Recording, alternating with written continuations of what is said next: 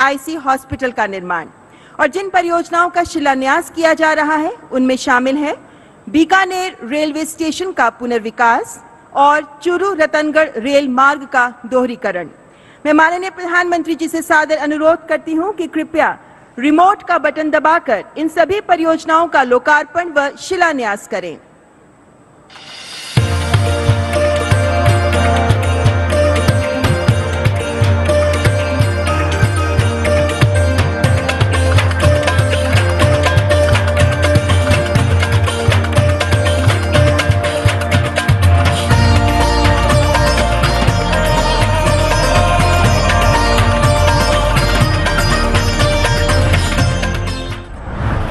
भारत के प्रधानमंत्री श्री नरेंद्र मोदी जी के यशस्वी नेतृत्व में देश का इंफ्रास्ट्रक्चर नई बुलंदियों को छू रहा है। केंद्र सरकार द्वारा विगत 9 वर्षों में राजस्थान में 85,000 करोड़ रुपए निवेश मूल्य की सड़क परियोजनाएं स्वीकृत की गई और राजस्थान का रेलवे बजट 700 करोड़ रुपए प्रति वर्ष से बढ़कर इस वर्ष 9,500 करोड़ रुपए हो गया है।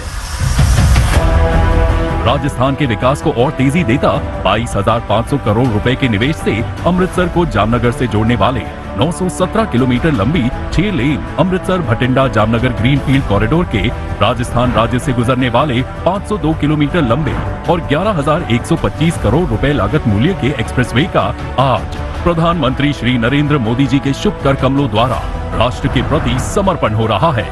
इसके निर्माण से अमृतसर से जामनगर के बीच की यात्रा का समय 23 घंटे से 12.5 घंटे रह जाएगा, जिसमें यात्रियों के लिए 25 विश्व स्तर की वे साइड अमेनिटीज स्थापित की जा रही हैं। पीएम गति शक्ति मिशन अंतर्गत ये गलियारा 7 बंदरगाहों, 9 प्रमुख हवाई अड्डों, रक्षा हवाई पट्टियों तथा 2 मल्टी मॉडल लॉजिस्टिक पार्क के साथ साथ देश की पंजाब, राजस्थान और गुजरात स्थित 3 प्रमुख रिफाइनरी को जोड़ता है। आज माननीय प्रधानमंत्री श्री नरेंद्र मोदी जी द्वारा राजस्थान के बीकानेर और चूरू जिलों में लगभग 900 करोड़ रुपए के निवेश मूल्य की 2 रेल परियोजनाओं का शिलान्यास किया जा रहा है, जिसमें बीकानेर रेलवे स्टेशन रीडेवलपमेंट तथा चूरू से रतनगढ़ 43 किलोमीटर रेल लाइन का दोहरीकरण शामिल है। बीकानेर रेलवे स्टेशन रीडेवलपमेंट के अंतर्गत स्टेशन बिल्डिंग को भूतल व 9 मंजिला बनाया जाएगा, जिसमें executive lounge, food court, shopping mall और प्ले एरिया जैसी सहूलियतों के साथ लिफ्ट, एस्केलेटर, दिव्यांगजन अनुकूल सुविधाएं उपलब्ध कराई जाएंगी। चूरू से रतनगढ़ रेल लाइन के दोहरीकरण से बीकानेर, हिसार और डेगाना की कनेक्टिविटी को मजबूती मिलेगी। इस दिशा में ये सड़क और रेल परियोजनाएं राजस्थान के आर्थिक सामाजिक परिवेश को अधिक समृद्ध करेंगी। सदियों से ये देश सूर्य की आराधना करता रहा है, जिनकी अनुकंपा से आज ये धरती की कहानी लिख रहे, जनाकांक्षाओं की पूर्ति का माध्यम बन रहे और वैश्विक पटल पर एक जीवंत लोकतंत्र के रूप में देश का मान बढ़ाने वाले माननीय प्रधानमंत्री श्री नरेंद्र मोदी जी से करबद्ध आग्रह करती हूँ कि आज के इस अवसर पर अपने विचारों से हमें अनुग्रहित करें, अपने आशीर्वचनों से हमारा मार्गदर्शन करें। माननीय प्रधानमंत्री जी। मंच पर उपस्थित राजस्थान के राज्यपाल श्रीमान कलराज मिश्र जी,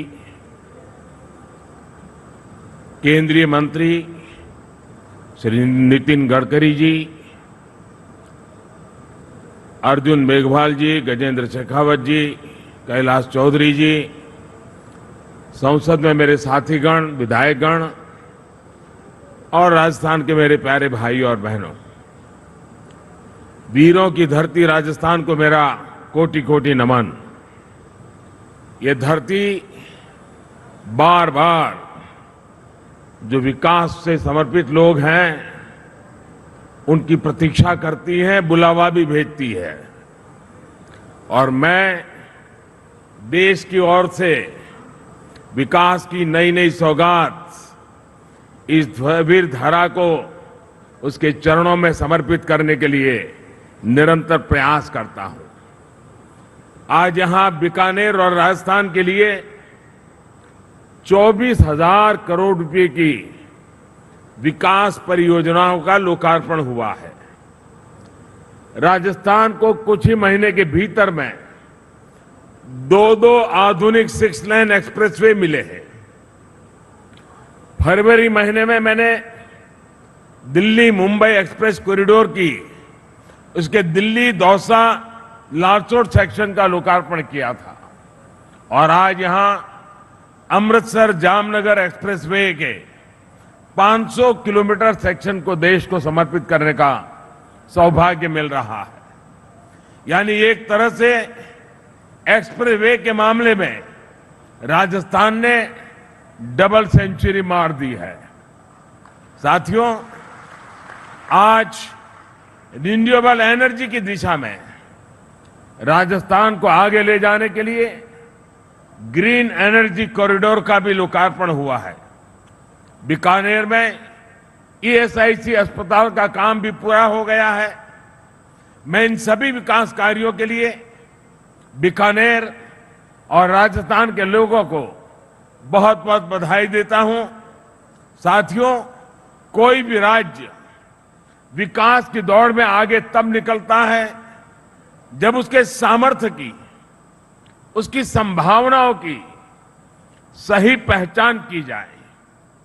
राजस्थान तो अपार सामर्थ्य और संभावनाओं का केंद्र रहा है। राजस्थान में विकास की तेज रफ्तार भरने की ताकत है, इसलिए हम यहां रिकॉर्ड निवेश कर रहे हैं। राजस्थान में औद्योगिक विकास की अपार संभावनाएं हैं, इसलिए हम यहां कनेक्टिविटी के इंफ्रास्ट्रक्चर को हाईटेक बना रहे हैं। तेज रफ्तार एक्सप्रेसवे और रेलवे से पूरे राजस्थान में पर्यटन से जुड़े अवसरों का भी विस्तार होगा। इसका सबसे बड़ा लाभ यहां के युवाओं को होगा, राजस्थान के बेटे बेटियों को होगा। साथियों, आज जिस ग्रीन फील्ड एक्सप्रेसवे का लोकार्पण हुआ है, ये कॉरिडोर राजस्थान को हरियाणा, पंजाब, गुजरात और जम्मू कश्मीर से जोड़ेगा। जामनगर और कंडला जैसे बड़े कॉमर्शियल सी पोर्ट भी इसके जरिए राजस्थान और बीकानेर से सीधे जुड़ जाएंगे। एक तरफ जहां बीकानेर से अमृतसर और जोधपुर की दूरी कम हो जाएगी, तो वहीं जोधपुर से जालोर और गुजरात की दूरी भी घट जाएगी। इसका लाभ इस पूरे क्षेत्र के किसानों और व्यापारियों को बड़े पैमाने पर मिलेगा। यानी एक तरह से ये एक्सप्रेसवे पूरे पश्चिमी भारत को, उसके औद्योगिक गतिविधियों को नई ताकत देगा।